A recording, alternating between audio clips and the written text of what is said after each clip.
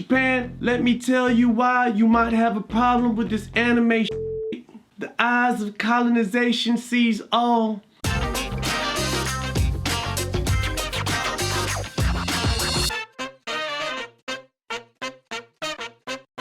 Blue-Eyed Samurai, aka Hakujin Samurai, the brand new Netflix animated series that's out right now and slicing up the motherfucking competition and shit.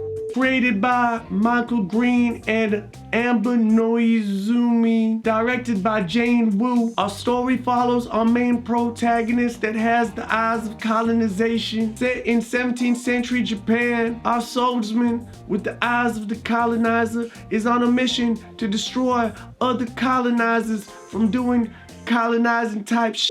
Can we stop the white on white violence? Let's talk about what I liked. Blacknificent love. Considering that this is actually from a Canadian studio, this is a very well done anime. I mean, I like the shit, I ain't gonna lie to you. It's very well animated. The characters are very, very interesting. The voice acting, the score, the themes, the scenery. Yo, you really feel like you are in 17th century Edo, Japan. The attention to detail that they had. You was walking through these castles with the characters and you heard the motherfucking floorboard squeaking. You know why? That was that ancient anti-creeping tech. Come on, show you didn't want motherfucking ninjas and shit up in your castle, so you made the floorboards extra squeaky. But you know, if your bitch trying to sneak out and shit, and you need to know that she motherfucking sneaking out, come on, you got the floorboards. Bitch, where the fuck you going? You're supposed to be in bed, you dig? I do appreciate the attention to detail. I do appreciate the fact that they incorporated pieces of Japanese when they referred to things like Matsuri, and they actually use Japanese words. And you could tell that this anime was a labor of love. Our protagonist is fantastic, even though they're straight-faced most of the time. They're compelling, they're interesting. Unlike some other strong, silent type anime characters. Yasuke, come on, y'all can learn some shit about how to make a motherfucking character. I don't want to drag no other motherfucking animes and shit, but I'm just saying we got a strong, silent type that's interesting. Unlike Yasuke. Shit, man, fuck Yasuke. That shit was boo-boo. Aside from well animated, the score is amazing. The music, the settings, the visuals are all fantastic.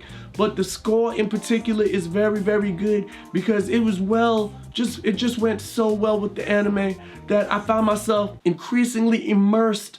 For the vast majority of this anime, the action is wild. One moment our protagonist is over there just chilling. Boom, 2 seconds later, somebody motherfucking head coming off. Blood splatter like that gush gush. It's visceral, it's gory, but the sword fights are very well choreographed. And at no point during the action scenes did I feel distracted or compelled to pick up my burner phone. I was very much invested in this anime from the beginning to end. Another thing I like, the fact that I watched this in English and it was fine. You know, I always watch my animations in the intended language, and this one happened to be English. And I was kind of reserved going into it because, let's be real, there's only 2 people that watch anime. There's people that watch anime in subbed, and there's uncultured swans like yourself that's gonna be leaving hateful comments that watch it in dubbed. And to you, I'ma have to say, your mama should have raised you better.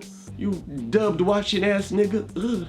Giving me the heebie-jeebies and shit. God damn, I'm gonna have to clean my fit after this shit, man. The characters were spellbinding. They were just very, very interesting. I will say one character I did find annoying as fuck from the beginning, but towards the end, I did realize that they had some value. I also like that this is not your stereotypical motherfucking anime. I'm not just watching the same motherfuckers do the same motherfucking shit. Okay, here you are, person, latent ability, gotta fight somebody. Oh, that person's stronger, but I'm gonna get stronger to fight that person kind of shit. Like, I'm tired of that shit, man. It's just really good to see something out of the norm. This anime proves to me that you can write a new character that's very, very interesting, that don't nobody gonna give no fuck about their orientation, their background or nothing like that. When you got an interesting character, you have a motherfucking interesting character. You don't have to take a character and suddenly make them black, make them gay, make them something else to kind of score these points. Just if you have an interesting motherfucking character, niggas is gonna rock with what you doing. You dig? The storytelling is next level. You'll know the episodes I'm talking about when you see it. The Castle episode and the Red Light District episode. Both of those episodes have to be some of the greatest anime I have seen in recent years. And yo, to be completely honest with you, this anime takes me back to when I was a young buck and I was just getting into anime. This anime in particular is for those who got into anime before anime was cool. It takes you off to a distant place, like when Japan seemed like such a distant, strange place, and you're reminded of the beautiful history and culture that Japan had. Now that I said all that nice shit, let's get into some motherfucking hate. Hate. In all honesty, there's not much I have in the way of hate for this motherfucking anime. I'm just nitpicking. I thought it was a fantastic anime, but the amount of dicks y'all made me watch on this shit, man, that shit is blasphemous.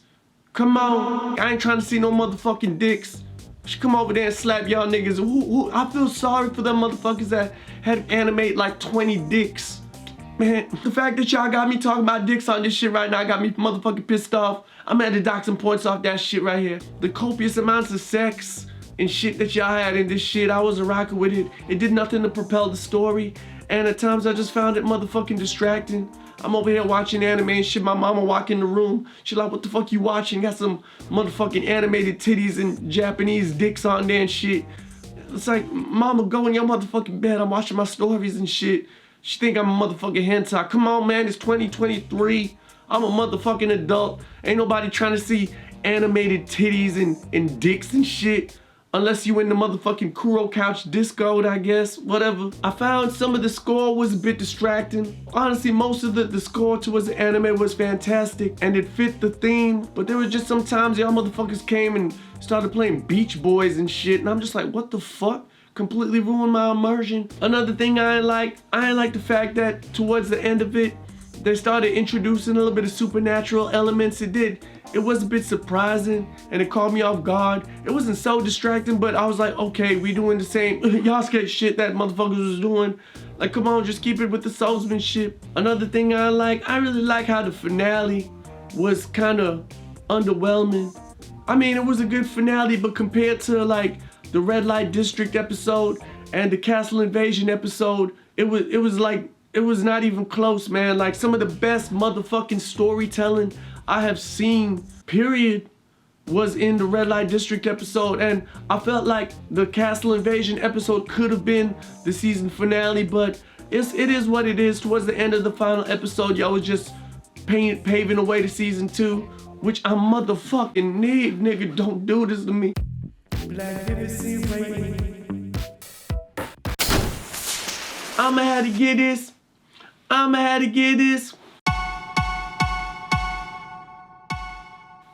A 4.5, honestly, it's fantastic. It reminded me of the reason why I fell in love with anime and fell in love with Japan and shit. But Japan, you need to watch the motherfucking throne. The West is coming for the crown, baby.